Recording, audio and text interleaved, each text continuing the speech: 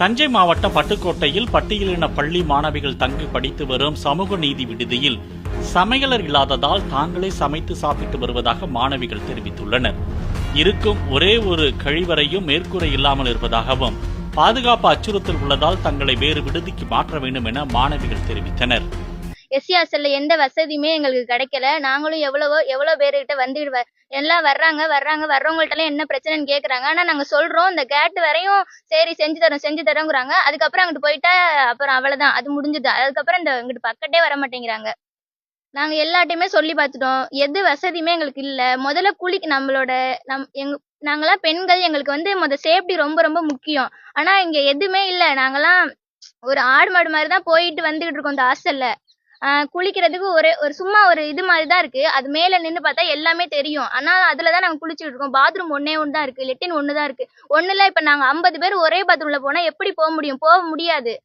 ஒரு 10 பேர்னா ஒண்ணு இருந்தா கூட பரவாயில்ல, அட்ஜஸ்ட் பண்ணிக்கலாம். நாங்களும் 10 வருஷமா இந்த ஹாஸ்டல்ல இருந்து 4 வருஷமா இருந்து நாங்க தங்கி படிக்கிறோம். சொல்லிட்டு தான் இருக்கோம். எல்லாம் செய்யறாங்க. ஆனா ஒருத்தவங்களும் செய்யல.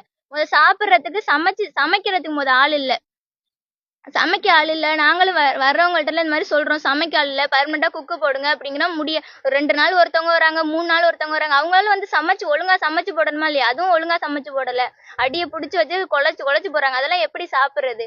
கவர்மெண்ட் என்ன சொல்றேனே தெரியல. எந்த வசதியுமே. எப்ப இந்த பில்டிங் எல்லாம் ஊறி போய் இருக்கு, பூச்சிங்கெல்லாம் அவ்வளவு வருது, ஆடு மாடுலாம் உள்ள வருது. எப்ப இந்த பில்டிங் இடிஞ்சு விழுகும்னே தெரியல. அவ்வளவு நிலைமை, அந்த நிலைமைக்கு இருக்கு. ஏன்னா அது எல்லாமே ஊறி போய் பொறிஞ்சு கொட்டி போச்சு அங்கிட்ட எல்லாம், பின்னாடி எல்லாம். எங்களுக்கு ஹாஸ்டல் மாத்தணும், குக்கு போடணும், வார்டன் எல்லாமே நிரந்தரமா எங்களுக்கு வேணும். ஹாஸ்டல் நிரந்தரம் வேணும், குக்கு வேணும், வார்டன் எல்லாமே நிரந்தரமா வேணும். எங்களுக்கு எல்லா சேஃப்டியுமே வேணும், பாத்ரூம் வேணும், எல்லாமே வேணும். எங்களுக்கு ரூமா ஹாஸ்டல் வேணும். இந்த ஹாஸ்டலை மாத்துங்க. நீங்களே போய் பாருங்க உள்ள ஹாஸ்டல் எவ்வளவு மோசமா இருக்குன்னு. நாங்களே சமைச்சு சாப்பிடுறோம். எல்லா வேலைக்கும் நாங்க சமைச்சு சாப்பிட்டு நாங்களே அந்த பாத்திரத்தை கழுவி நாங்க படிக்கிறதே இல்லை. இந்த ஒரு வாரமா நாங்களே சமைச்சு சாப்பிட்டுக்கிட்டு இருக்கோம். அதுக்கு நாங்க வீட்லயே இருந்துக்கலாம்ல. இந்த ஹாஸ்டல் அப்புறம் எதுக்கு இருக்கு?